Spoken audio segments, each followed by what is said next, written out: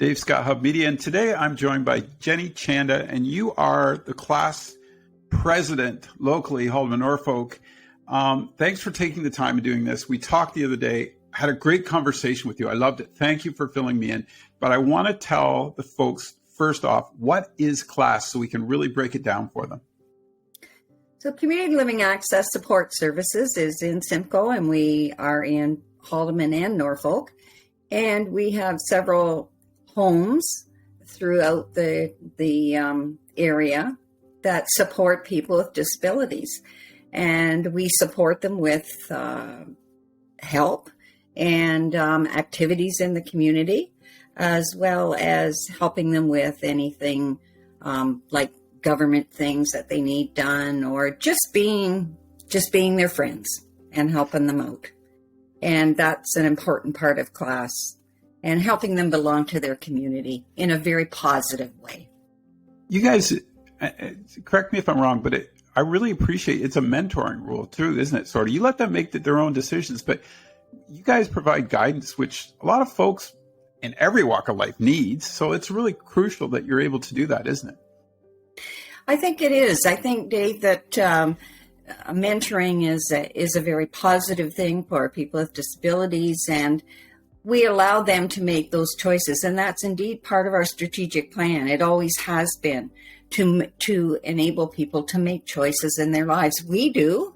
So why shouldn't a person with disabilities make a choice in their lives and how they want to live it, what they want to spend their money on, that kind of thing, what kind of groceries they want to buy? Like it can be that simple, or it can be complicated, but it's making that choice that we would make in our lives. And it's important, really, really important. And I don't think that generations, I think ago, we were able to allow people to do that. We thought that, and I'm including myself, the people with disabilities may not have had the ability to make that choice. And they certainly do. They certainly do.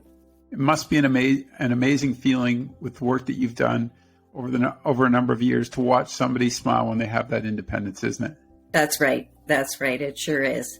And to say, hey, Jennie, guess what? This is what I'm doing. And I think I saw you, when you were younger and struggling, and now I see a big smile, and it puts a smile on my face. And as I said, as I say many times, it puts a smile in my heart too.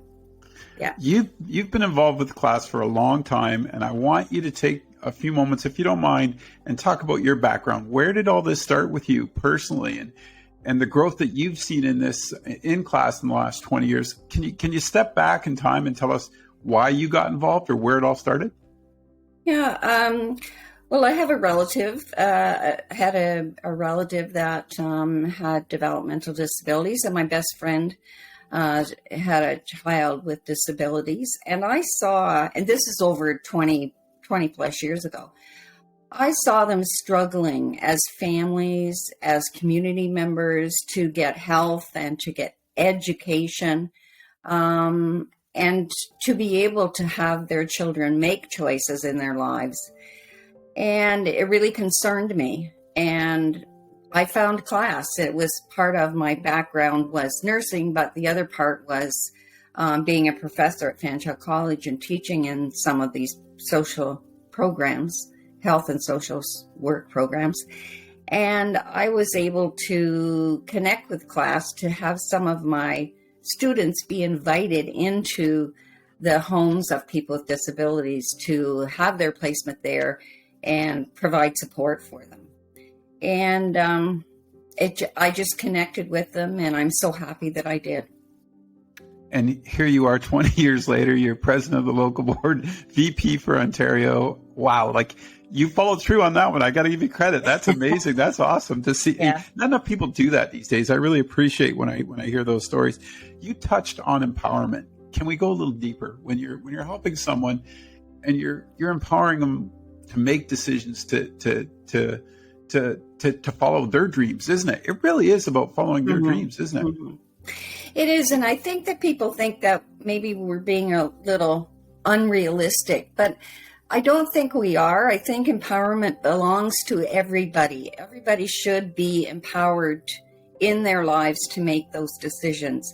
And as long as they have anybody has the proper information and the encouragement, and the encouragement comes not just from the mentors, it comes from your community.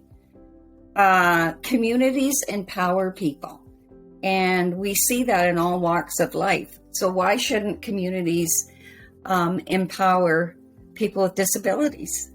We all have disabilities if you look at it, Dave, in the global sense. We all have disabilities. So who are we to say, no, you have a disability that we can't handle. We can't handle this in our community. That's not right, right? We need to have that equality and equity.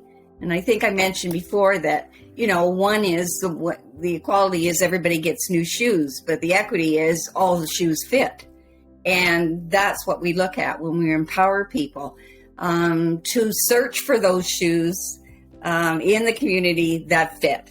And hopefully communities can provide that because they're empowering. It's not just me. It's not just the board of class, and it's not just the wonderful frontline support workers we have at class.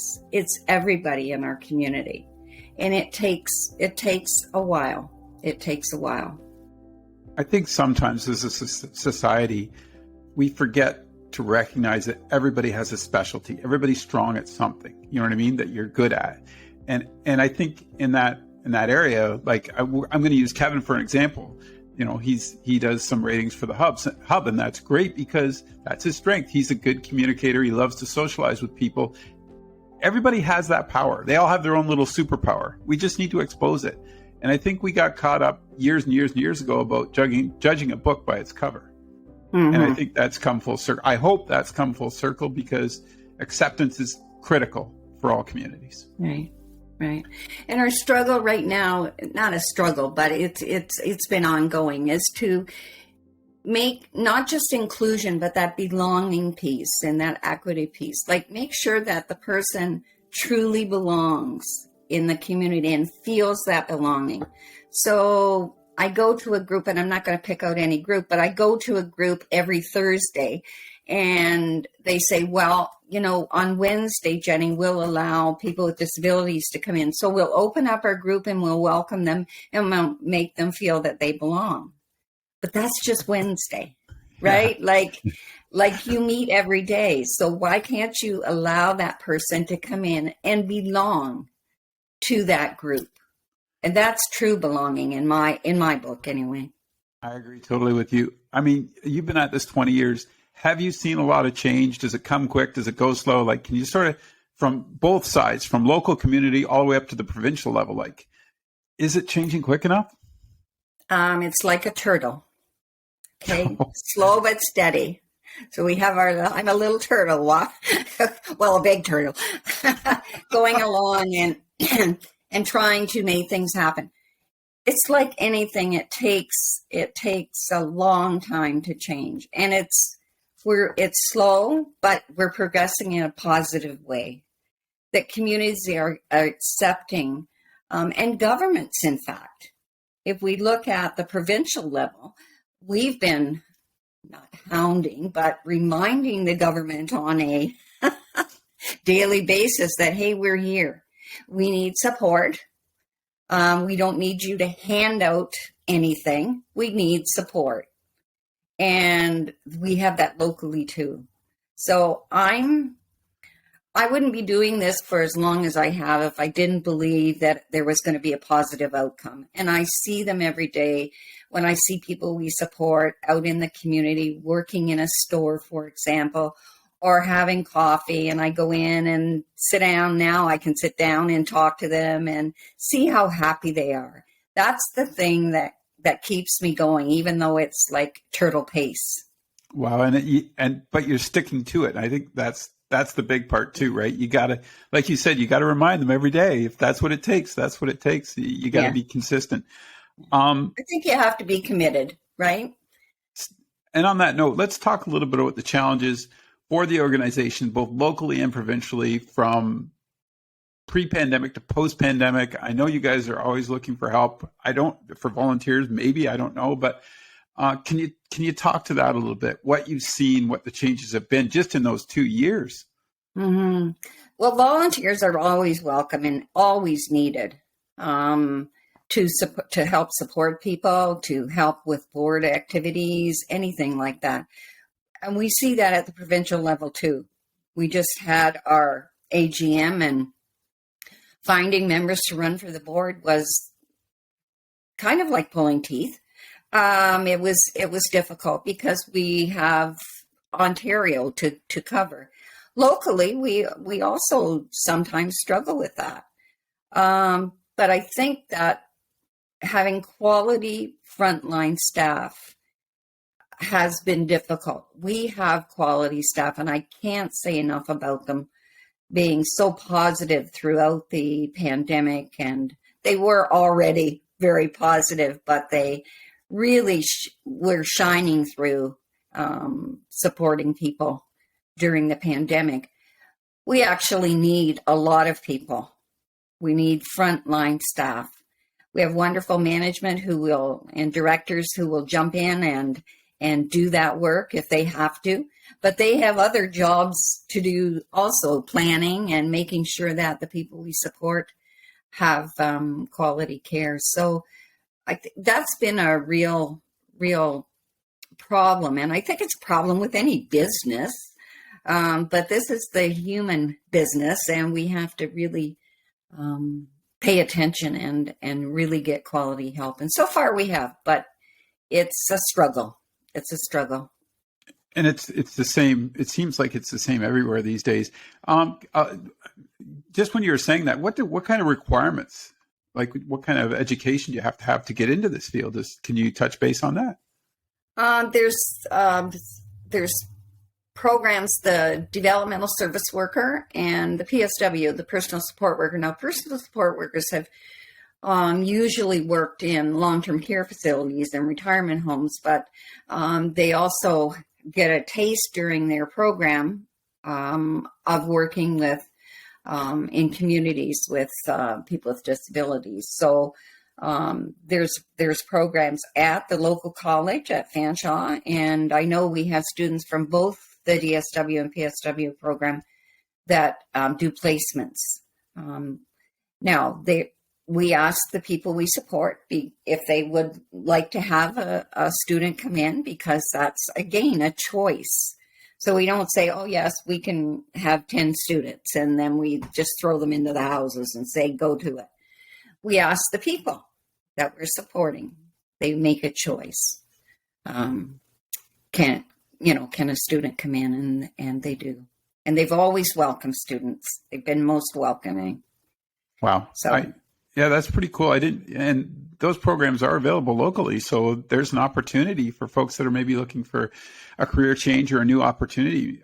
They should definitely get in touch with you guys or in touch with the local colleges and check it out and see, because much needed, wonderful situation to work in, lots of opportunities to grow. I'm sure all those things are right there at the doorstep if people want to get involved. As VP provincially, is it all across the province? Is all the different areas sort of in different stages? Like, I know I've seen yours. I understand what's going on there. Is it like that all over the province, or is it sort of one model fits all? Can you talk to that? There's a variety for sure, because some people, some areas are more progressive and have not more welcoming, but they have a different setting that they're able to accommodate people. So, but basically, the provincial level, we advocate for everyone in the province and all the programs, all the members, and all of the members want the same thing that we're advocating for. So the inclusion piece, the true belonging, and the equity, those are all things that we're not just in communities, but in government. Right. Saying to government, open your eyes and look and see, this is what people are asking for in your community. I want to, before we sign off today, but do you got any personal stories that resonate with you that you've seen a change? Like you mentioned it earlier, but there's one that just sort of gives you that wow factor. You go, wow, we're really on the right course. Look how we've helped this person, or look how this person has grown, I guess is the right way to say it. Well, I think you mentioned Kevin. Kevin makes me smile. Kevin makes me smile, and he always has.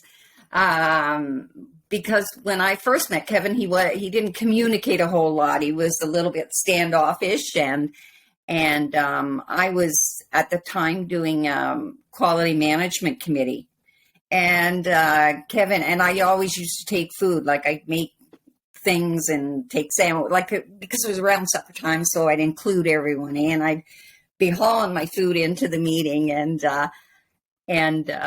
Kevin was part of that, as well as other people that we support. And he's kind of came out then. He would be talking and communicating a lot better. And so we were having a meeting, a board meeting, and Kevin was there. And he said, well, I think the Quality Engagement Committee is really good. The only reason I really came to it, I didn't care about the policies we're doing. He said, I like the food that Jennie cooked. and I thought, well, nobody's ever been that truthful. Like, You don't care about policies, and that's okay. That's okay, because you're participating. But he has blossomed.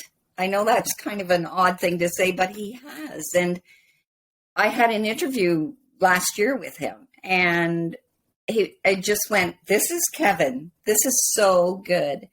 And my husband and I saw him at the fair recently, and he came over and, hi, Frank. He knows Frank. And he says, you better be taking good care of my girlfriend. Like, that kind of communication would never have happened before, because I saw Kevin just sitting in a chair, not saying a whole lot. So that warms my heart. And I think I said before, my grandmother always told me that when I can feel my heart be happy and feel my heart smiling, then I'm in the right place and I'm doing the right thing. And I always feel that way at class, that I'm in the right place and I'm doing the right thing. There's no better way to finish this conversation than that. I got to thank you today. This has been a lot of fun. We're going to get together and do one again, I'm sure.